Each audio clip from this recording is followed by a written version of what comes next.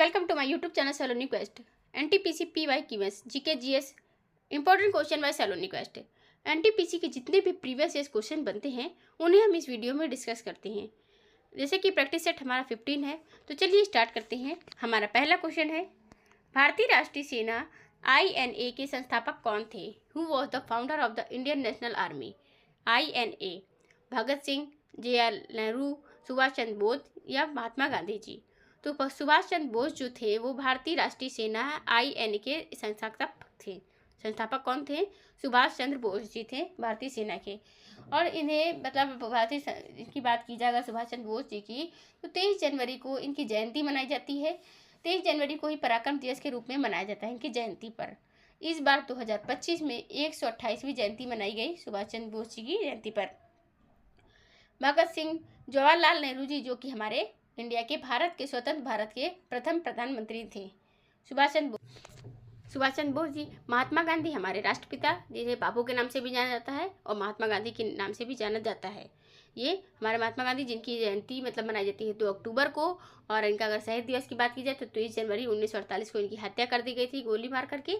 30 जनवरी को शहीद दिवस के रूप में मनाया जाता है। नेक्स्ट क्वेश्चन अगर बात करें हमारे, तो नेक्स्ट क्वेश्चन है, न्यायाधीश का अंतर्राष्ट्रीय अदालत का मुख्यालय कहाँ पर है? Where is the headquarters of the International Court of Justice? तो क्वेश्चन की हम बात करते हैं, Rome, Paris, Hague, Washington. Hague में न्यायाधीश का अंतर्राष्ट्रीय अदालत का मुख्यालय है। अंतर्राष्ट्रीय अदालत का मुख्यालय कहाँ पर है न्यायाधीश का? जो कि है हेग में। पेरिस किसकी राजधानी है? फ्रांस की राजधानी है। और फ्रांस में ही रोम है। हेग। वॉशिंगटन कहाँ पे है? वाशिंगटन DC अमेरिका की राजधानी है। नेक्स्ट क्वेश्चन की बात करते हैं, इनमें से कौन से राज्य की स्थल सीमा तमिलनाडु से नहीं मिलती है? Which of these states does not share a land border with Tamil Nadu? Telangana, Andhra Pradesh, Kerala, Karnataka. किसकी नहीं मिलती है? तो किस राज्य की नहीं मिल रही है? तेलंगाना राज्य की जो बॉर्डर सीमा होती है वो तमिलनाडु से नहीं शेयर करती है। केरल से शेयर करता है क्योंकि केरल का तो पड़ोसी राज्य है ये। कर्नाटक से भी शेयर कर रहा है अपना बॉर्डर, और आंध्र प्रदेश ऊपर की तरफ है तो उस पर भी बॉर्डर शेयर करता है। तीनों से अपना बॉर्डर शेयर करता है कौन? तमिलनाडु। लेकिन अगर तेलंगाना की बात करें तो यह अपना बॉर्डर शेयर नहीं करता है। तेलंगाना की स्थापना आंध्र प्रदेश से अलग होकर 2 जून 2014 को हुई थी। तेलंगाना की स्थापना बात करें, अब यहाँ पर अंतर्राष्ट्रीय पतंग मिठाई महोत्सव भी मनाया जाता है। कहाँ पर? तेलंगाना की बात करें, तेलंगाना में मनाया जाता है अंतर्राष्ट्रीय पतंग मिठाई महोत्सव। तेलंगाना हो गया। एंड नेक्स्ट क्वेश्चन की अगर बात करें, आंध्र प्रदेश की राजधानी क्या है? अमरावती है। आंध्र प्रदेश की राजधानी है। यही इसी से अलग होकर के तेलंगाना राज्य बना था। तेलंगाना के जो CM हैं रेवंत रेड्डी तेलंगाना के CM हैं। अब तेलंगाना में हैदराबाद यहाँ पर अंतर्राष्ट्रीय कला प्रदर्शनी आयोजित हुआ था। रामप्पा मंदिर यहीं पर है। तेलंगाना में गीगा फैक्ट्री की आधारशिला रेल मंत्री अश्विनी वैष्णव जी ने रखी थी। किसमें? तेलंगाना में रखी थी। तमिलनाडु की अगर बात करें तो तमिलनाडु में चेन्नई एयरपोर्ट पर उड़ान यात्री कैफे का उद्घाटन किया गया है। विश्व समुद्री सम्मेलन चेन्नई में हुआ है। भरतनाट्यम जो कि पद्म सुब्रमण्यम द्वारा किया जाता है ये यहीं पर होता है। भरतनाट्यम तमिलनाडु का शास्त्रीय नृत्य है। चेन्नई को गेटवे ऑफ साउथ इंडिया के नाम से भी जाना जाता है, जो कि तमिलनाडु की राजधानी है। तमिलनाडु राज्य ने अभी अपने जो हमारे इंडिया का रूपी का सिंबल है उसको चेंज करने की बात कही है, तमिल में चेंज करने के लिए कहा है। केरल की राजधानी है तिरुवनंतपुरम। केरल के अगर CM की बात करें तो पिनराई विजयन है। कर्नाटक की राजधानी है बेंगलुरु। कर्नाटक के CM सिद्धारमैया जो कि इंडियन नेशनल कांग्रेस पार्टी से हैं। नेक्स्ट क्वेश्चन है, जलियांवाला बाग किस शहर में स्थित है? तो जलियांवाला बाग किस शहर में स्थित है? तो ये है पंजाब, मतलब पंजाब राज्य की बात करें, और अमृत शहर है। अमृत शहर में ये स्थित है। कौन? जलियांवाला बाग। क्योंकि अमृतसर में यहीं जलियांवाला बाग में ही 13 अप्रैल 1919 को जो कांड हुआ था जलियांवाला बाग का, यहीं पर हुआ था अमृतसर में, पंजाब में। अमृतसर में गोल्डन टेम्पल भी है। गोल्डन टेम्पल कहाँ पर है? अमृतसर में है। गांधीनगर गुजरात की राजधानी है। ये गुजरात की राजधानी कौन है? गांधीनगर है। पंजाब की बात करें तो भगवंत मान यहाँ के CM हैं पंजाब के। पंजाब में गिद्धा, भांगड़ा ये यहाँ के लोक नृत्य हैं पंजाब के। नेक्स्ट क्वेश्चन है, न्यायाधीश का अंतर्राष्ट्रीय अदालत का मुख्यालय कहाँ पर है? तो where is the headquarter of the International Court of Justice? Hague में न्यायाधीश का अंतर्राष्ट्रीय अदालत का मुख्यालय स्थित है। कहाँ पर? हेग में। नेक्स्ट क्वेश्चन है, प्रसिद्ध किताब गीत गोविंद किसने लिखी थी? Who wrote the famous book गीत गोविंद कालिदास जी ने, जयदेव ने, बाण भट्ट या मीराभाई ने। किसने लिखी थी प्रसिद्ध किताब? कौन सी? गीत गोविंद। गीत गोविंद किताब को जयदेव ने लिखी थी। किसने लिखी थी? जयदेव ने लिखी थी गीत गोविंद किताब, जयदेव की है। अब ये जयदेव जी कौन? जयदेव की लिखी क्या है? महाकवि हैं जयदेव जी। भारत के प्रसिद्ध गणितज्ञ जयदेव के लिए ये है। जयदेव संस्कृत के महाकवि हैं जिन्होंने गीत गोविंद और रतिमंजरी की रचना की थी। जयदेव उत्कल राज्य यानी उड़ीसा के हैं। किसके हैं? उड़ीसा के हैं जयदेव। जयदेव कहाँ के हैं? गोविंद पुस्तक के लेखक जो कि जयदेव हैं, और ये हैं कहाँ के? उड़ीसा राज्य के हैं। रचयिता हैं जयदेव जी। भाषा की अगर बात करें तो भाषा कौन सी भाषा में लिखी थी? कवि जयदेव ने गीत गोविंदा को संस्कृत भाषा में लिखा था। जयदेव का जन्म 12वीं शताब्दी के मध्य में हुआ और उनके जन्म स्थान का नाम केंद्रबुलवा था। उत्तर गीत गोविंदा में कृष्ण और राधा के वृंदावन की गोपियों के बीच संबंधों का वर्णन किया है। गीत गोविंद में 12 अध्याय हैं। नेक्स्ट क्वेश्चन की बात करें, सिखों के 10वें और अंतिम गुरु कौन थे? Who was the 10th and last Guru of six? गुरु हरगोविंद, गुरु अर्जुन देव, गुरु गोविंद सिंह या गुरु नानक देव? तो गुरु गोविंद सिंह जी तो ये थे। गुरु और गोविंद सिंह जी ये सिखों के 10 गुरु थे। सिखों के लास्ट गुरु कौन है? ये गुरु गोविंद सिंह जो 10 नंबर के हैं। गुरु गोविंद सिंह जी सिख धर्म के 10वें गुरु हैं। इनका जन्म 1666 को पटना बिहार में हुआ था। ये गुरु तेग बहादुर के पुत्र थे। किसके बहादुर के थे? तेग बहादुर के। उन्होंने खालसा या शुद्ध और 5 की शुरुआत की थी। सिख धर्म को उसके वर्तमान स्वरूप में ढालने में अहम भूमिका निभाई थी इन्होंने ही। 1699 में खालसा नामक सिख योद्धा समुदाय की स्थापना की। उन्होंने दावा किया कि गुरुओं, संतों और बुद्धिमान लेखकों के शब्दों से भरी पवित्र पुस्तक उस दिन से सिखों का मार्गदर्शन करने के लिए पर्याप्त होगी। 1708 में अपनी मृत्यु ठीक पहले गुरु ग्रंथ साहिब को भविष्य का गुरु घोषित किया गया। सिख समाज की ओर से सभी गुरुओं का प्रकाश पर्व शहीदी दिवस मनाया जाता है। किस लिए? ये 10वें गुरु कौन थे? सिख के गोविंद जी थे। कौन थे? गोविंद जी थे। गुरु गोविंद सिंह जी 10वें गुरु थे। नेक्स्ट क्वेश्चन है, संयुक्त राष्ट्र का मुख्यालय कहाँ है? Where is the headquarter of the United Nations? London, Geneva, न्यूयॉर्क और नई दिल्ली। तो न्यूयॉर्क में जो यूएन है, संयुक्त राष्ट्र का मुख्यालय है अमेरिका के न्यूयॉर्क शहर में। यह मैनहट्टन टापू पर स्थित है। इस भवन का निर्माण 1949 से लेकर 1950 में हुआ था और यह 9 जनवरी 1951 को खुल गया था। न्यूयॉर्क है।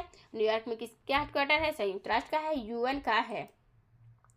यूएन का हेडक्वार्टर है। संयुक्त राष्ट्र मुख्यालय में अरबी, चीनी, अंग्रेजी, फ्रांसीसी, रूसी और स्पेनी जैसी भाषाएं बोली जाती हैं। यहाँ पर संयुक्त राष्ट्र के कुछ और अंग की बात करें तो महासभा है, जैसे यूएनओ, ट्रस्टेड परिषद है, आर्थिक और सामाजिक परिषद है, अंतर्राष्ट्रीय न्यायालय है और सचिवालय है। संयुक्त राष्ट्र के मुख्यालय के जो वर्तमान महासचिव हैं वो कौन है? एंटोनियो गुटेरस हैं। कौन है? एंटोनियो गुटेरस यहाँ के वर्तमान सचिव हैं। वियना में संयुक्त राष्ट्र के 4 मुख्य कार्य केंद्रों में से एक है। अन्य 2 न्यूयॉर्क, जिनेवा और नैरोबी हैं। ऑस्ट्रेलिया सरकार के निमंत्रण पर अंतर्राष्ट्रीय परमाणु ऊर्जा एजेंसी और संयुक्त राष्ट्र औद्योगिक विकास संगठन ने क्रमशः 1957 और 1967 में वियना में अपना मुख्यालय स्थापित किया था। नेक्स्ट क्वेश्चन की बात करें, द्वितीय विश्व युद्ध कब हुआ था? कौन सा? When did World War II occur? तो 1939 या 1945 में। तो 1939 और 1945 में द्वितीय विश्व युद्ध हुआ था। शुरुआत कब से हुई थी? 1 सितंबर 1939 से, मतलब, और कब तक हुआ था? 1945 तक। देश आज़ाद होने के 2 साल पहले।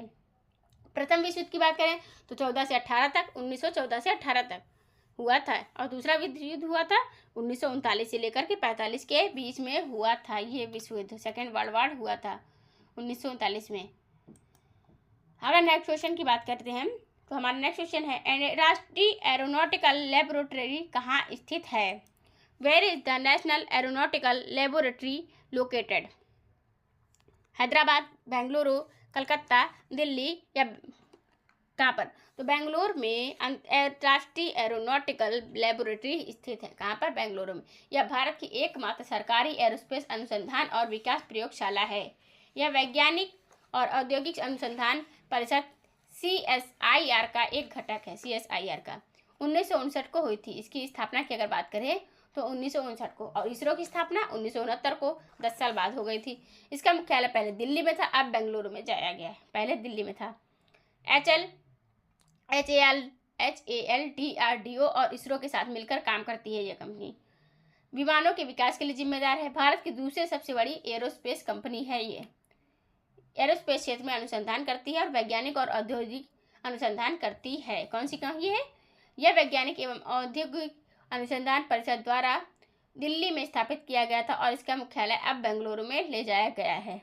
ठीक है, बेंगलुरु में क्या क्या बात करें तो अंतर्राष्ट्रीय जैसे महिला सम्मेलन यहाँ पर आयोजित हुआ 10वें नंबर का। ठीक है, 72 फीट की हनुमान जी की मूर्ति भी स्थापित की गई। कहाँ पर? बेंगलुरु की बात कर रहे हैं। कर्नाटक की राजधानी है बेंगलुरु। इसे सिलिकॉन सिटी और साइंस सिटी के नाम से भी जाना जाता है बेंगलुरु को।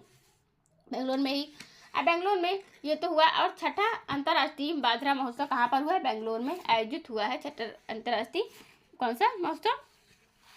छठा अंतर्राष्ट्रीय बाजरा महोत्सव यहीं पर स्थापित। इसरो की स्थापना मतलब इसरो की जो हेडक्वार्टर है वो कहाँ पर है? बेंगलुरु में ही है। यहाँ पर यक्षगान होता है कर्नाटक में और पट्टुकल नृत्य उत्सव भी होता है। हैदराबाद तेलंगाना की राजधानी है। कलकत्ता राजधानी है किसकी? पश्चिम बंगाल की। पश्चिम बंगाल की अगर बात करें तो ममता बनर्जी जी ने अभी 8वें ग्लोबल व्यापार सम्मेलन का उद्घाटन किया। पूर्वी रेलवे जोन का हेडक्वार्टर कोलकाता में शहर में स्थित है।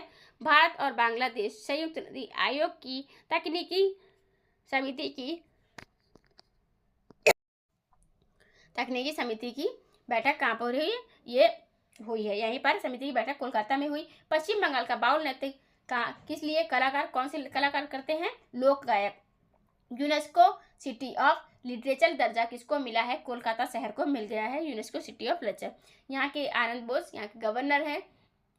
यह कोलकाता हुगली नदी के किनारे बसा हुआ है कोलकाता। यहीं पर कौन सा? हावड़ा ब्रिज भी है। सुंदरवन राष्ट्रीय उद्यान कहाँ पर है?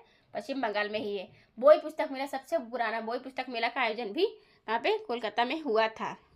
नेक्स्ट क्वेश्चन है हमारा, भारत में विशिष्ट खेल कूद के लिए दिया जाने वाला पुरस्कार कौन सा है? तो which award is given for excellence in sports in India? Bharat पुरस्कार, नेहरू पुरस्कार या उर्वशी पुरस्कार या अर्जुन पुरस्कार? तो अर्जुन पुरस्कार जो है वो दिया जाता है किनको? खिलाड़ियों को। जो खिलाड़ी होते हैं खेलने वाले उनको दिया जाता है अर्जुन पुरस्कार खेल में उत्कृष्टता के लिए, मतलब सबसे अच्छा प्रदर्शन करते हैं तब। और और कौन सा मिलता है? मेजर ध्यानचंद खेल रत्न पुरस्कार। मेजर ध्यानचंद की जयंती 29 अगस्त को मनाई जाती है।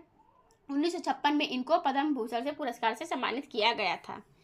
ये खेल कोचिंग के लिए उत्कृष्टता के लिए द्रोणाचार्य पुरस्कार दिया जाता है। इसके अलावा खेल कोचिंग में किसके लिए? द्रोणाचार्य पुरस्कार भी दिया जाता है। अर्जुन पुरस्कार युवा मामले और खेल मंत्रालय देता है। राष्ट्रीय खेलों में उत्कृष्ट प्रदर्शन करने वाले खिलाड़ियों को दिया जाता है। इस पुरस्कार की राशि जो है यहाँ पर है कितने लाख रुपए है? 15 लाख रुपए नकद पुरस्कार दिया जाता है। कितने लाख रुपए यहाँ पर खिलाड़ियों को अर्जुन पुरस्कार की बात करें। और अगर मेजर ध्यानचंद खेल रत्न पुरस्कार की बात करें तो यह पुरस्कार पिछले 4 साल से खेल के क्षेत्र में शानदार प्रदर्शन करने वाले खिलाड़ियों को दिया जाता है। द्रोणाचार्य पुरस्कार की अगर बात करते हैं तो युवा मामले में खेल मंत्रालय देता है। और कोचिंग के लिए, मतलब द्रोणाचार्य गुरु थे तो यह पुरस्कार खेल कोचिंग के उत्कृष्ट योगदान के लिए दिया जाता है, कोचों को दिया जाता है। पुरस्कार में मेडल, सर्टिफिकेट और 15 लाख रुपए का नकद पुरस्कार दिया जाता है। किरदार द्रोणाचार्य के नाम पर रखा गया क्योंकि यह पुरस्कार संस्कृत महाभारत के किरदार हैं द्रोणाचार्य, उनके नाम पर रखा गया है। नेक्स्ट क्वेश्चन की बात करें तो न्यूक्लियर रिएक्टर में भारी जल का उपयोग किसके लिए किया जाता है? What is heavy water use for in a nuclear reactor? तो मॉडरेटर जो है न्यूक्लियर रिएक्टर में भारी जल का उपयोग किया जाता है। न्यूक्लियर रिएक्टर में भारी जल का उपयोग जो होता है मॉडरेटर के लिए किया जाता है। क्या होता है? भारी जल होता है उसका उपयोग किया जाता है किसके लिए? न्यूक्लियर में मॉडरेटर के लिए किया जाता है। मॉडरेटर परमाणु रिएक्टर में भारी जल का इस्तेमाल मंदक और शीतलक के रूप में किया जाता है। भारी जल का इस्तेमाल नाभिकीय रिएक्टर में होने वाली नाभिकीय विघटन प्रक्रियाओं में के दौरान उत्पन्न न्यूट्रॉन को अवशोषित करने के लिए किया जाता है। भारी जल जो होता है न्यूट्रॉनों की गति को धीमा करता है। किसकी गति को धीमा कर देता है? न्यूट्रॉनों की गति को धीमा कर देता है। इससे नाभिकीय ऊर्जा का नियंत्रित उत्पादन और शांतिपूर्ण उपयोग किया जा सकता है। अगर नेक्स्ट क्वेश्चन की बात करते हैं तो पोलियो किसके कारण होता है? What causes polio? किसके कारण पोलियो किसके कारण? तो बैक्टीरिया, वायरस, कवक, इनमें से कोई नहीं। तो वायरस जो होता है तो पोलियो जो है वायरस के कारण होता है। किसके कारण होता है? पोलियो एक बीमारी है किसके कारण हो जाता है? वायरस के कारण। पोलियो वायरस नामक वायरस के कारण होता है। यह एक संक्रामक रोग है। यह वायरस संक्रमित व्यक्ति के मल या बलगम के जरिए फैलता है। किसके थ्रू? मतलब मल होता है जो मलमूत्र, उसके थ्रू, या तो बलगम जो होता है जो हमारे शरीर से निकलता है उसके थ्रू ये बीमारी फैलती है।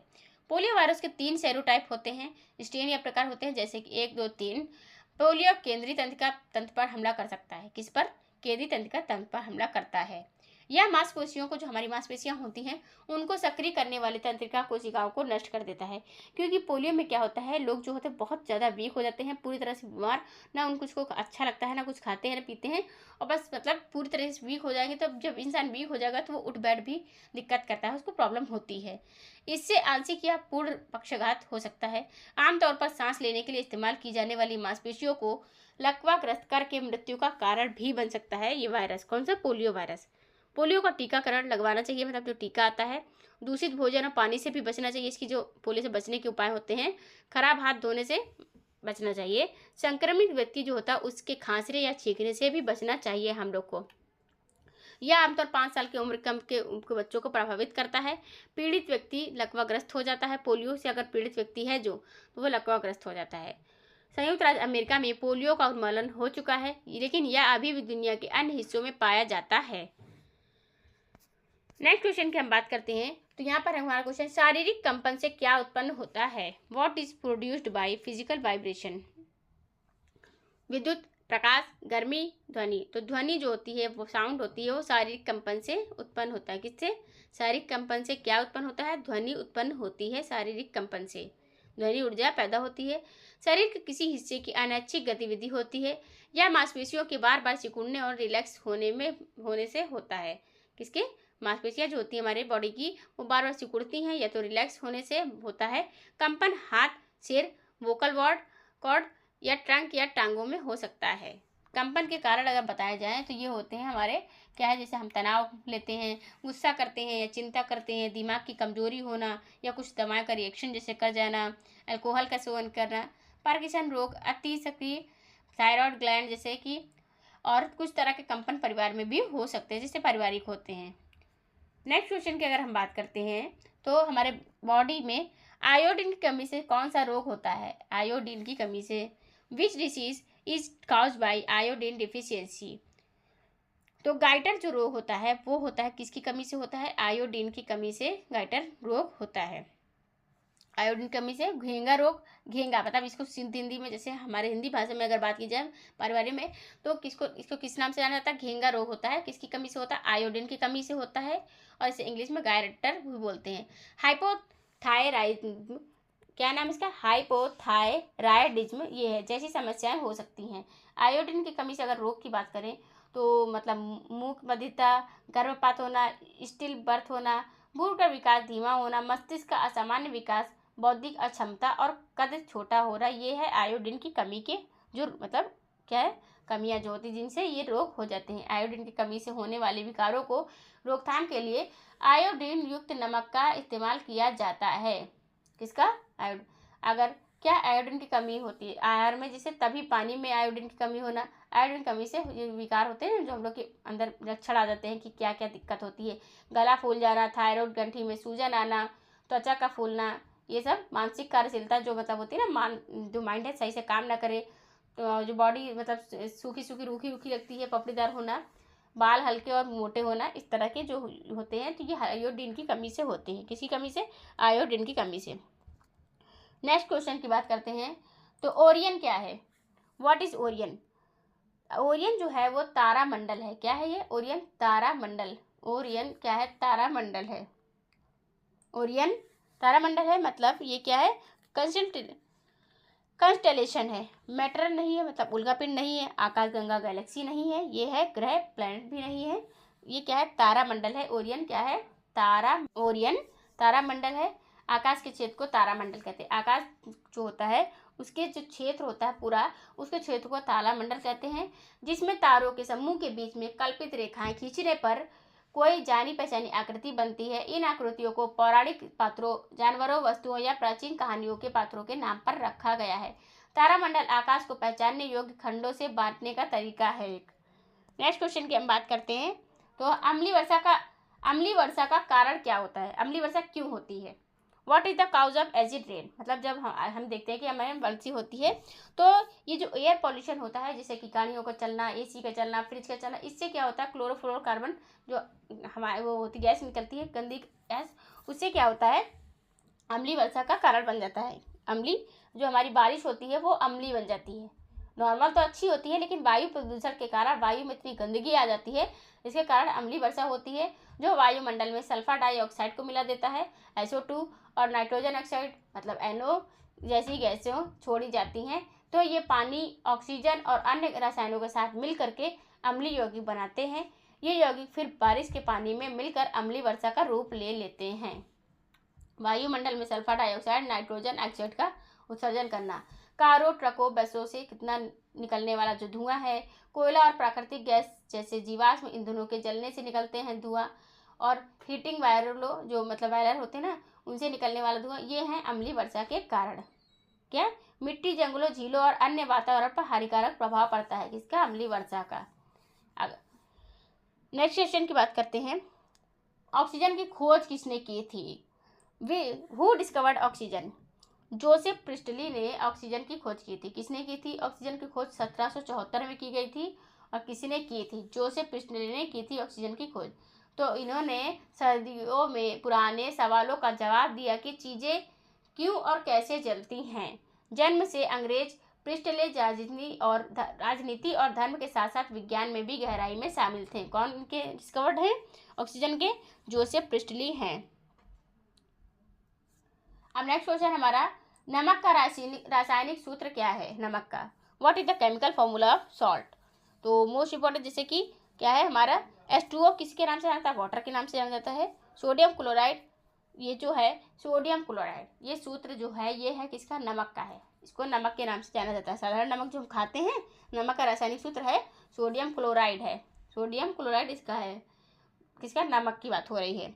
कार्बन डाइऑक्साइड तो पता ही है, ये गैस अच्छी गैस नहीं होती है। H2O पानी का है, मतलब जल का, वाटर का फॉर्मूला है इसका, वाटर का। अगर नेक्स्ट क्वेश्चन की हम बात करें तो प्रकाश संश्लेषण की प्रक्रिया के लिए क्या आवश्यक है। प्रकाश संश्लेषण, what is the necessary for photosynthesis. उपरोक्त सभी जैसे कि क्लोरोफिल है, कार्बन डाइऑक्साइड है, जल है, ये तीनों ही प्रकाश संश्लेषण की प्रक्रिया के लिए आवश्यक होते हैं। किसकी, ये किसके लिए यूज होते हैं, प्रकाश संश्लेषण की प्रक्रिया के लिए क्लोरोफिल, कार्बन डाइऑक्साइड और जल, ये तीनों ही होते हैं। नेक्स्ट क्वेश्चन हमारा, वायुमंडल में कौन सी गैस प्रचुर मात्रा में उपलब्ध है। Which gas abundant in the atmosphere. Carbon dioxide, oxygen, nitrogen, organ. तो वायुमंडल की अगर बात करें तो पृथ्वी के वायुमंडल में नाइट्रोजन गैस सबसे ज़्यादा पाई जाती है। कितनी, सबसे ज़्यादा पाई जाती है। यह हवा का करीब 78% हिस्सा बनाती है। वहीं ऑक्सीजन दूसरी सबसे ज़्यादा मात्रा में पाई जाने वाली गैस है। कौन, पहले नाइट्रोजन है, फिर सेकंड नंबर पर ऑक्सीजन है। वायुमंडल में मौजूद गैसों का अगर प्रतिशत बताया जाए तो नाइट्रोजन सबसे ज़्यादा 78, ऑक्सीजन 20 है, ऑर्गन 0.93 है, कार्बन डाइऑक्साइड 0.04 है। ठीक है। वायुमंडल की कुछ और अगर बात बताई जाए तो वायुमंडल में मौजूद गैसों को मोल अंश के हिसाब से मापा जाता है, यानी अणुओं की मात्रा है। वायुमंडल में मौजूद स्थायी गैसों के में कार्बन डाइऑक्साइड, नियॉन और हीलियम शामिल हैं। हीलियम, नियॉन और जीनोन भी शामिल हैं। परतों की अगर बात करें तो पहले क्षोभ मंडल, समताप मंडल, मध्य मंडल और ताप मंडल शामिल हैं। यहाँ पर वायुमंडल की बात कर रहे हैं, वायुमंडल में। नेक्स्ट क्वेश्चन की हम बात करते हैं तो यहाँ पर क्वेश्चन है हमारा, प्रकाश के एक स्पेक्ट्रम में कितने रंग होते हैं। How many colours are there in the spectrum of light. तो 5, 1, 7 या 3। तो कितने होते हैं, 7, मतलब 7 होते हैं। प्रकाश के एक स्पेक्ट्रम में रंग जो होते हैं वो 7 रंग होते हैं। लाल, नारंगी, पीला, हरा, नीला, इंडिगो, बैगनी। इन 7 रंगों को याद रखने के लिए रायजीव्यू नाम का संक्षिप्त रूप इस्तेमाल किया जाता है। इसका मतलब है लाल, नारंगी, पीला, हरा, नीला, इंडिगो, बैगनी। स्पेक्ट्रम की अगर बात करें तो जब सफ़ेद प्रकाश को प्रिज्म से गुजारा जाता है तो हमें 7 रंगों का स्पेक्ट्रम दिखता है। सूर्य का प्रकाश 7 रंगों से मिलकर बना है। किससे बनकर, 7 रंग से मिलकर सूर्य का जो प्रकाश बनता है। जब हम इन सभी रंगों को मिलाते हैं तो हमें केवल एक प्रकाश प्राप्त होता है जो कि श्वेत प्रकाश होता है। न्यूटन ने अपने अध्ययन में स्पेक्ट्रम को 7 मुख्य रंग दिए थे, लेकिन उन्होंने स्वीकार किया कि हम स्पेक्ट्रम में रंगों की एक सतत श्रृंखला देखते हैं, सिर्फ 7 नहीं। स्पेक्ट्रम 3 प्रकार के होते हैं, रेखीय होते हैं, पट्टेदार होते हैं और सतत होते हैं। कौन? स्पेक्ट्रम की बात कर रहे हैं। नेक्स्ट क्वेश्चन है हमारा, यहाँ पर हमारा क्वेश्चन है, किस रंग की वस्तुएं ऊष्मा को सबसे अधिक अवशोषित करती हैं? Which colours absorbs heat the most? तो काले रंग की जो वस्तुएं होती हैं वो हल्के रंग की वस्तुओं की तुलना में ज़्यादा मात्रा में ऊष्मा को अवशोषित करती हैं।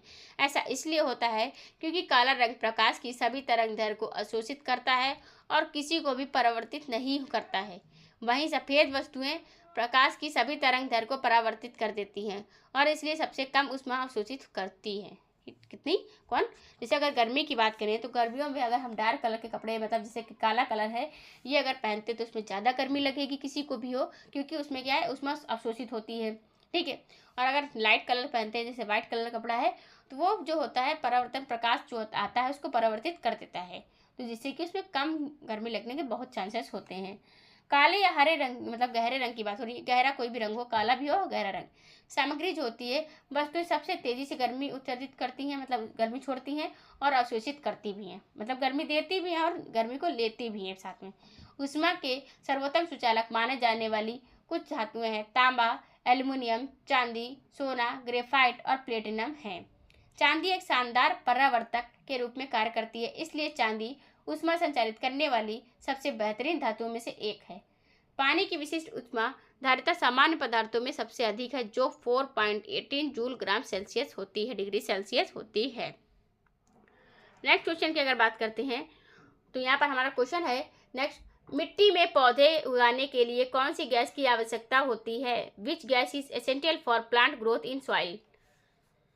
कार्बन डाइऑक्साइड, ऑक्सीजन, नाइट्रोजन या हाइड्रोजन? तो नाइट्रोजन जो होती है मिट्टी में पौधे उगाने के लिए सबसे ज़्यादा आवश्यक कौन सी होती है? गैस होती है।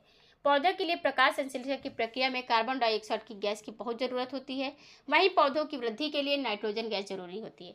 अगर प्रकाश संश्लेषण की बात की जाए तो कार्बन डाइऑक्साइड की जरूरत होती है, और अगर वृद्धि की बात की जाए तो नाइट्रोजन गैस की। कार्बन डाइऑक्साइड पौधे हवा में से कार्बन डाइऑक्साइड लेते हैं। पौधों की पत्तियों पर मौजूद छोटे छोटे छिद्रों के जरिए मिट्टी के पौधे उगाने के लिए कौन सी गैस की आवश्यकता होती है? जैसे कि नाइट्रोजन गैस की आवश्यकता होती है, क्योंकि और कार्बन डाइऑक्साइड की आवश्यकता कब होती है? प्रकाश संश्लेषण के लिए होती है, क्योंकि ये अपना भोजन प्राप्त करते हैं किससे? कार्बन डाइऑक्साइड को पौधे जो होते हैं ग्रहण करते हैं और छोड़ते किसको है? नाइट्रोजन। जैसे कि नाइट्रोजन की आवश्यकता होती है बढ़ने के लिए, ग्रोथ करने के लिए किसकी आवश्यकता होती है? मिट्टी के पौधों में आवश्यकता होती है नाइट्रोजन की। यूरिया उर्वरक क्या है? इसकी बात करें तो यूरिया उर्वरक है जो कि नाइट्रोजन आधारित है। किस पर है? नाइट्रोजन आधारित पर यूरिया उर्वरक है। यूरिया जो उर्वरक है वो नाइट्रोजन के ऊपर आधारित है। यहाँ पर यूरिया किस पर किया जाता है? पौधों जो हमारे मतलब उगाते हैं हम लोग, अमोनिया और कार्बन डाइऑक्साइड की प्रतिक्रिया से बनता है। यूरिया उर्वरक जो होता है किससे बनता है? अमोनिया और कार्बन डाइऑक्साइड की प्रतिक्रिया से बनता है। यह नाइट्रोजन का एक सिंथेटिक रूप है। यूरिया में कार्बन, नाइट्रोजन, ऑक्सीजन और हाइड्रोजन होते हैं।